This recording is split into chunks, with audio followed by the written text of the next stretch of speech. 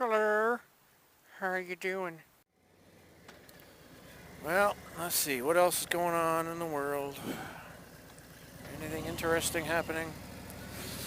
Last year, as you may recall, if you watch my videos and you're not part of the people who are involved in this, you may have noticed that we had a big meetup last summer.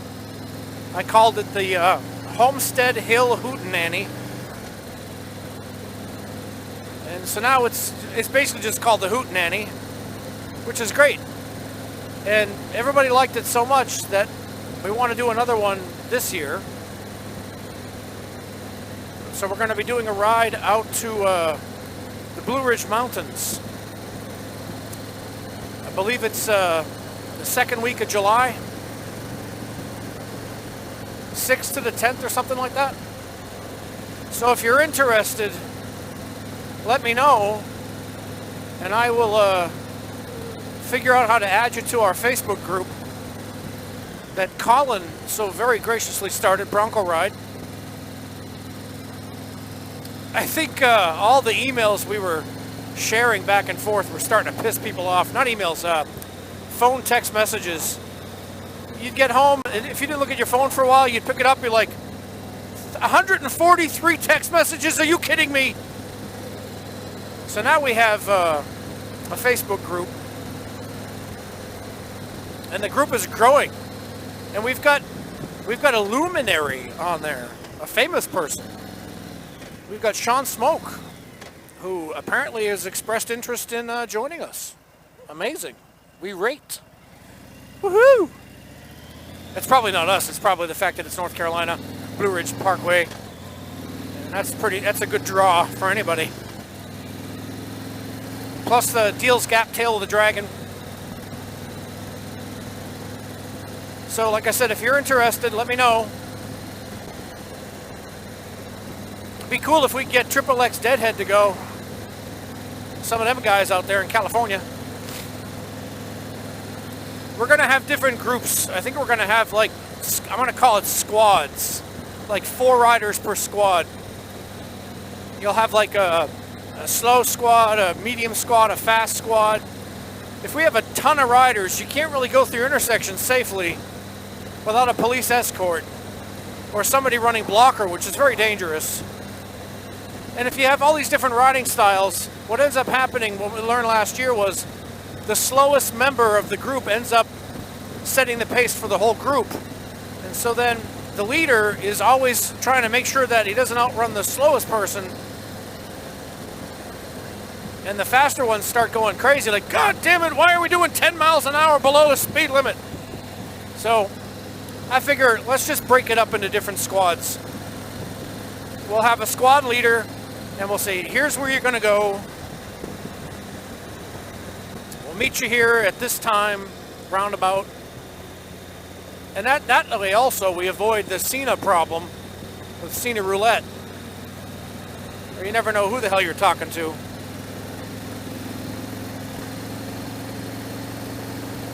So hopefully that'll work out nice. One of the people on Facebook was asking about what technology to use, or what settings on your camera make for good videos, and what programs.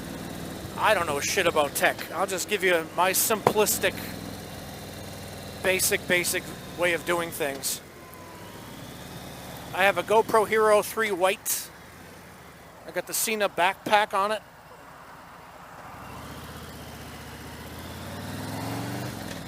I have the Cena 20S, I guess it's called, on my helmet. I shoot in super ultra wide, whatever, 60 frames a second, 1080. And this is what you get. So if this isn't too terrible, then maybe you could try that, I don't know. And if you like to use a half helmet when you motovlog and you don't want to worry about wind noise, do what I'm doing, because it works. And believe me, I've tried it all. If you go back to my videos from 2007, 8, 9, I mean, you get to see the primitive state of motovlogging for me.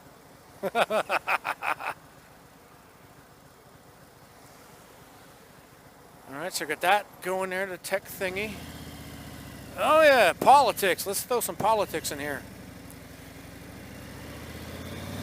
So we have a new president coming. And I do not know at all how he's going to do, this new president of ours. I do know there are a lot of questions about him. And what really stuns me is that this guy goes on TV multiple times saying he believes the Russians before he believes us.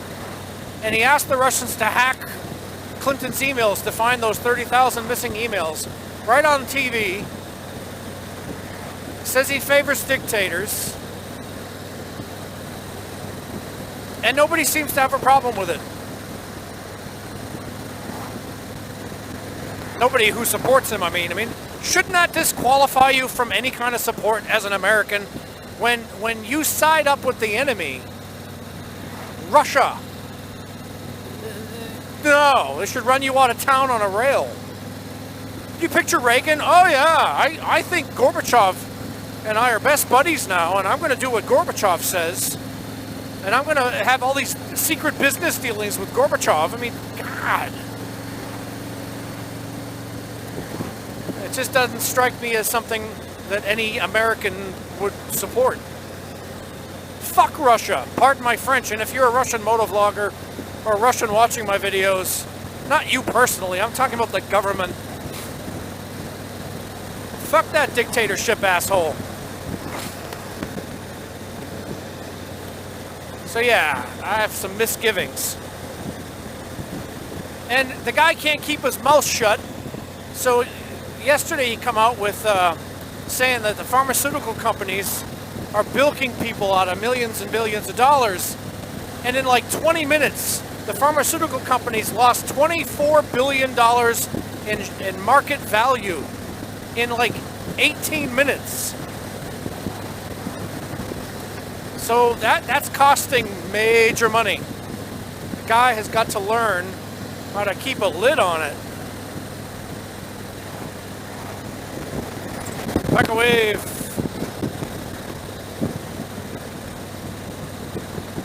So I really don't know how he's going to do. I do not know at all.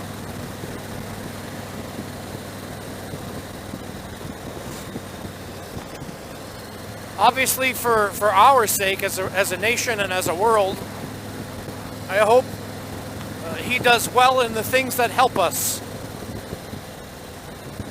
And that, you know, the economy thrives and jobs are plentiful, but not at the expense of the environment. I mean, do you want to have lakes on fire like in the 70s? No, I don't. You want to have smog so bad you can't see out your window? I don't. I don't want to go. I want to go to Beijing or Los Angeles back in the 50s, 60s, 70s, 80s even. Remember how bad the smog used to be in LA? That was like a major thing. Everybody knew, oh, the smog is terrible in LA. Not anymore. It's not a major thing anymore. It might be if we get rid of environmental regulations.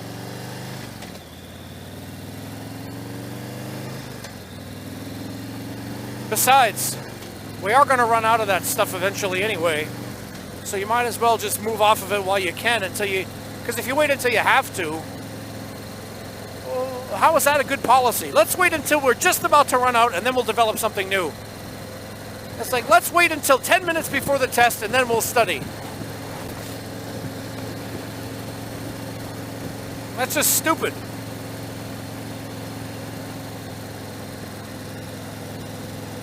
Let's see. Now, anybody who's an ultra-conservative is going to think, oh my God, he's a liberal.